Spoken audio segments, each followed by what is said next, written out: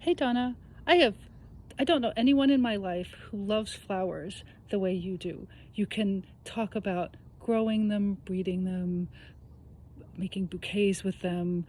So, first of all, is this too much to ask? Do you have a favorite flower? It is a lot to ask, and I think my kids would say it's the dahlia. And if you look in the yard, there's definitely an outsized number of dahlias. But I'm really passionate about roses and peonies and hollyhocks.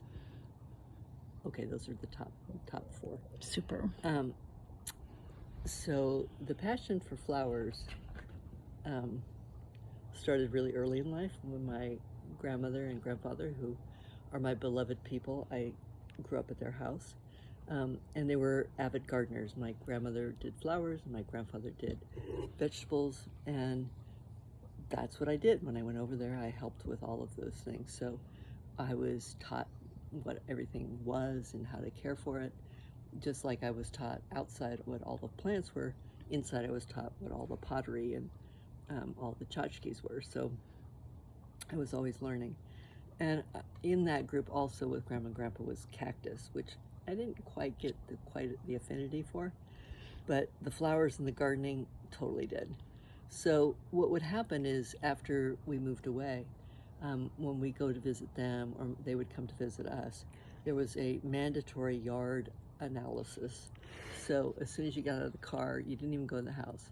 You started with a walk around all of the yard, every single flower bed, and everybody commented about and tried to name every flower and talk about how they had propagated it and how it was doing and were there other insights of how to deal with snails or slugs.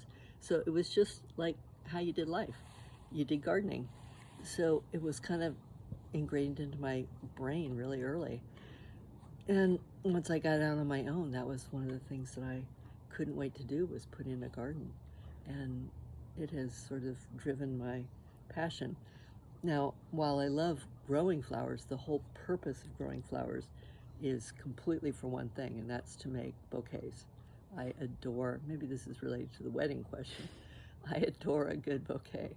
I love Ichiban, where you're taking one or two or three beautiful things and making it a bouquet. I love giant sprays. I love putting things together and making color. And I, as anyone who knew me, especially when we lived in Lake Oswego, I would have bouquets in every single room. And one of my goals when I remember when I was like in high school and college was that I'd be rich enough to have a house that had a entryway with a table, and I could pay for a florist to make a huge bouquet and change it every 3 or 4 days. That was going to be the bee's knees. So the flower thing's deep. So there is endless creativity with bouquets, big ones, little ones. What how did you decide how to put one together? I just love playing. So of course then you have all the different vases you have to get because there's different vases for different kinds of flowers and different amounts of flowers. So I have little vases and big vases, and I had an eye. I guess it's because I've studied art and was painting. I would plant flowers based on how they would go together. So in my yard, I have things that are filler. I have things that are actual the main flowers. I have greenery. I mean, like I've got it all. So every time I go somewhere like to a hotel or a conference center, I look at the bouquets and I analyze what's in them and how they put them together. I watch still Instagrams on how people do bouquets. I'm just like a bit of a obsessed gal. What can I say? Yeah. Um, and then of your travels, there's beautiful flowers in a lot of places. I saw this Eastern Oregon landscape.